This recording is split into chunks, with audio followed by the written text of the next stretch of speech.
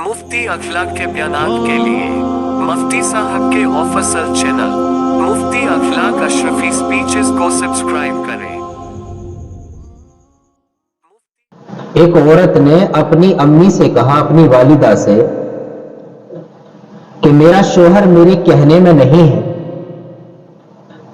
तुम फला मौलवी साहब से एक ऐसा तावीज लाके दे दो जिससे मेरा शोहर मेरे कब्जे में हो जाए, मेरे कहने को मान लो। मां ने कहा ठीक है, मैं ला दूंगी। अम्मा ने एक दिन उसको टाल दिया, 2 दिन टाल दिया। अब वो रोजाना पूछती है कि आप अम्मी मौलवी साहब के पास गई थी या नहीं गई, मेरे लिए तावीज लाई या नहीं लाई। लेकिन मां उसको रोजाना टाल देती और मां ने कहा कि बेटी, मौलवी साहब से मेरी बात तो हुई है, लेकिन मौलवी साहब ने ये कह दिया है कि मेरे तावीज इस तरह नहीं मिल सकता, मेरे तावीज का कानून बड़ा सख्त है, लिहाजा मैं उसको तावीज नहीं दे सकता। अब उसने अपनी मां से कहा कि मां, तू मौलवी साहब से उनकी शर्तें मालूम करके आ कि उनकी ऐसी क्या शर्त है जिसकी वजह से मुझे तावीज नहीं मिल सकता। अब मां उनके पास गई। मां को कहां जाना था, मां नहीं गई वहां। मां तो उसको क्या कर रही थी, बहका रही थी। अब क्या हुआ कि उसने फिर अगले दिन पूछा कि मां, तुम मेरे लिए तावीज के बारे में गई या नहीं गई, आपने उनसे शर्तें मालूम की या नहीं की। कि हां, मैंने शर्त मालूम कर ली, लेकिन तेरे बस की नहीं है वो शर्त पूरी करनी। समझ रहे? उसने कहा, बूढ़ी अम्मा ने, कि बेटी, मौलवी साहब ने जो शर्त रखी है वो शर्त तेरी बस की नहीं है पूरी करनी।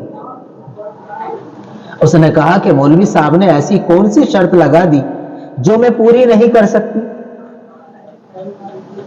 कि बेटी, मौलवी साहब ने कहा है कि अगर मैं तावीज तो दे दूंगा, तावीज देने में कोई दिक्कत नहीं है, लेकिन उससे पहले अपनी बेटी से कहना कि उस तावीज में सबसे पहले मुझे एक चीज की जरूरत है। अब बेटी ने कहा कि किस चीज की जरूरत है। कि बेटी, मौलवी साहब ने शेर की मूंछ का बाल मांगा है।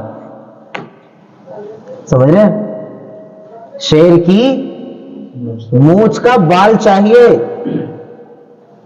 बस उसी के जरिए से तुझे तावीज मिलेगा, उसकी जरूरत है। तेरे तावीज में जो जरूरत है वो शेर की मूंछ का बाल चाहिए।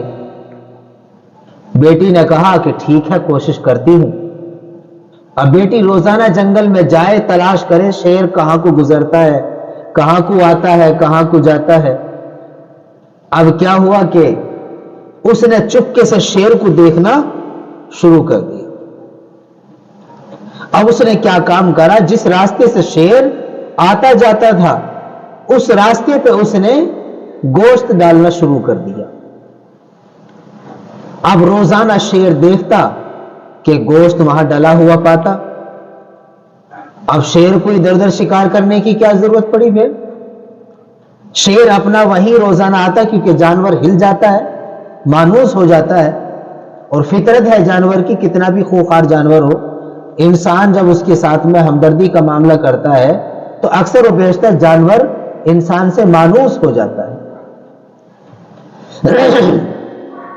अब शेर को जब वहां गोश्त मिलता तो वो खा करके चला जाता। धीरे धीरे क्या हुआ कि उसने, शेर ने जब पेट भर गया तो अब किसी चीज के खाने की जरूरत नहीं, तो देखता कि एक लड़की, एक औरत खड़ी हुई उसे दिखाई देती, वो कुछ नहीं कहती।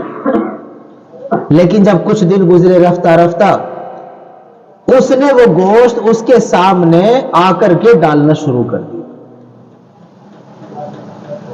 ठीक है? अब क्या हुआ कि शेर उसे कुछ नहीं कहता।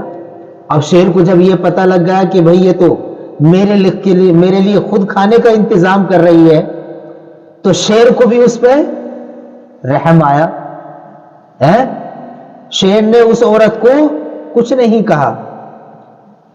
اب دھیرے دھیرے ایسے ہی وقت گزرتا رہا تو ایک دن ایسا بھی آیا کہ اس نے شیر کے قریب کھڑا ہونا شروع کر دیا.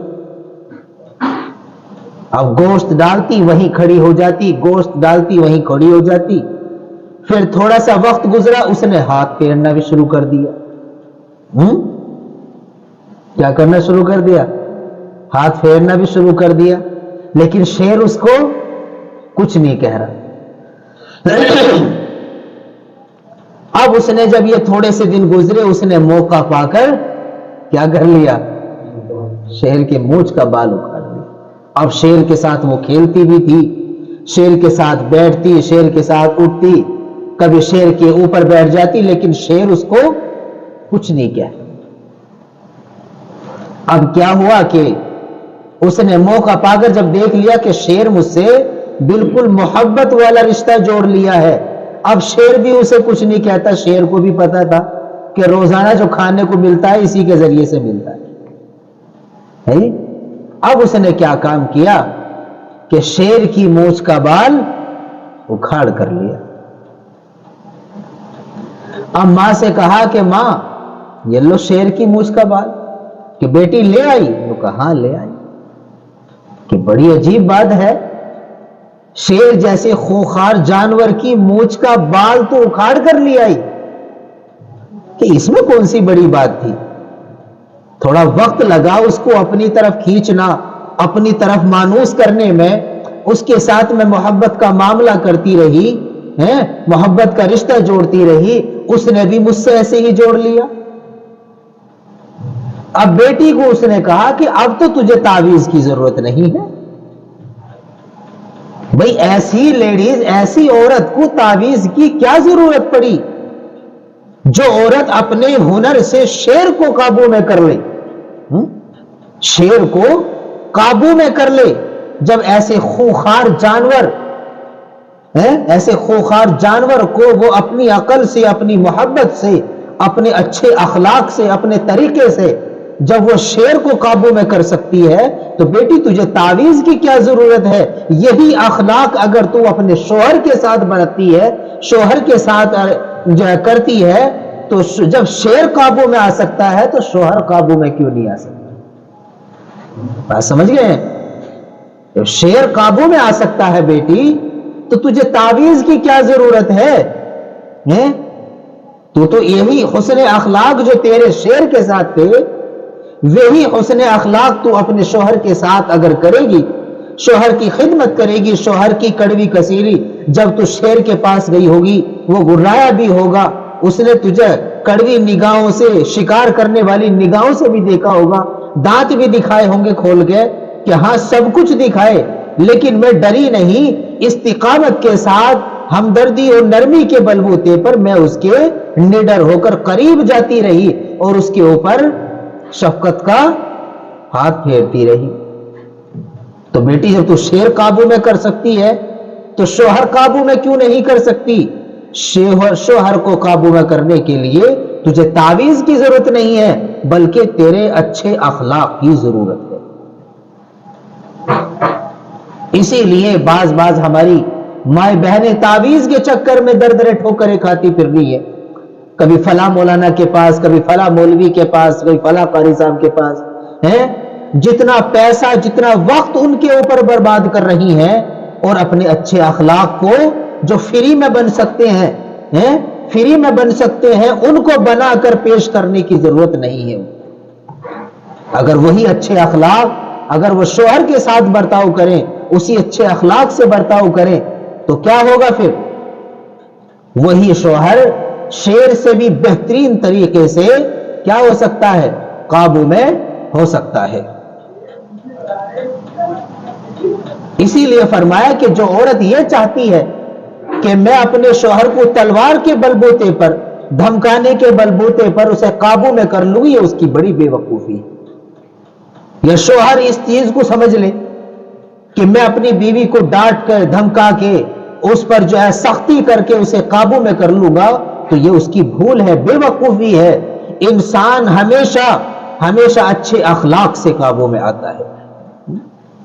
انسان شوہر اپنے بیوی کا اگر دل جیتے تو اخلاق سے جیتے، اچھی عادت سے جیتے، نہ کہ تلوار سے جیتے۔ بعض بیویاں اس طریقے کا معاملہ پیش آ جاتا ہے کہ اگر میاں بیوی میں لڑائی ہو گئی تو کیا کرتی ہیں؟ میں اپنے بھائی کو بتا دوں گی، اس کی عقل ٹھکانے کروا دوں گی، اپنے باپ کو بتا دوں گی، اس کے جب 2 ڈنڈے لگیں گے یہ خود بخود صحیح ہو جائے گا۔ نہیں، لیکن ایسا کچھ نہیں ہوتا۔ میاں بیوی کے رشتے میں چاہے باپ کی حیثیت رکھنے والا آدمی ہو یا بھائی کی حیثیت رکھنے والا آدمی ہو یا پڑوس محلے کا کوئی رشتہ دار، محلے کنبے خاندان کا کوئی بھی اگر آدمی ہو، اگر میاں بیوی کے رشتے میں آتا ہے تو وہ رشتہ زیادہ دن نہیں چلتا، بلکہ اس میں درار ہو جاتی ہے۔ میاں بیویوں میں ملاقاتیں بھی ہوتی ہیں، بات چیت بھی ہوتی ہیں، رہتے بھی ہیں، کھاتے بھی ہیں، پہنتے بھی ہیں، لیکن دل کے اندر جو ایک محبت کی چاشنی پیدا ہوتی ہے، محبت کا جو ایک ولولہ پیدا ہوتا ہے، پھر میاں بیوی میں دونوں میں ایک دوسرے کے لیے وہ محبت پیدا نہیں ہوتی نہیں ہوتا ایسا تن سی باتوں کو گھر لے جا کے بتانا۔ بہت ساری بیویوں میں، بہت ساری ماں بہنوں میں بڑی بری عادت ہے کہ پیہر کی بات سسرال لے کے آ رہی ہے، سسرال کی باتیں پیہر لے کے آ رہی ہے، اور فائدہ کچھ نہیں ہے۔ میری ساس ایسی تھی، ساس سے کہہ رہی ہے میری امی ایسی تھی۔ شوہر کے گھر میں اگر اللہ نے آپ کو رکھا ہے تو آپ کو چاہیے کہ شوہر اگر غریب ہے تو اس کی ناشکری نہ کی جائے۔ آج وہ غریب ہے، اللہ کی طرف سے نہ جانے کم مالدار ہو جائے۔ بیوی جب شوہر کی باتوں کو تحمل کے ساتھ برداشت کرتی ہے تو اللہ تبارک و تعالیٰ اسے اس بات کا اجر عطا فرماتے ہیں۔ فرمایا کہ ایک شوہر کے ناک میں پھنسی نکل آئے اور اس پھنسی میں مواد پڑ جائے، پس پڑ جائے، اور بیوی اسے اپنے منہ سے چاٹ بھی لے، تب بھی شوہر کا حق ادا نہیں کر سکتی۔ اللہ تبارک و تعالیٰ فرماتے ہیں کہ اگر میرے بعد کسی کو سجدہ کرنا آتا تو میں شوہر کو سجدہ کروا دوں۔ تو اس سے پتہ چلتا ہے کہ اللہ نے فرمایا اپنے مقدس کلام کے اندر بھی وضاحت کے ساتھ، علماء فرماتے ہیں کہ شوہر کا مقام و مرتبہ بہت بڑا ہے۔